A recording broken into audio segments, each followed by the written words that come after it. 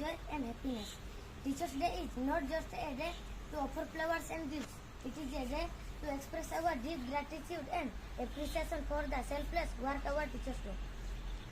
I would like to salute and extend my sincere gratitude to all the teachers community.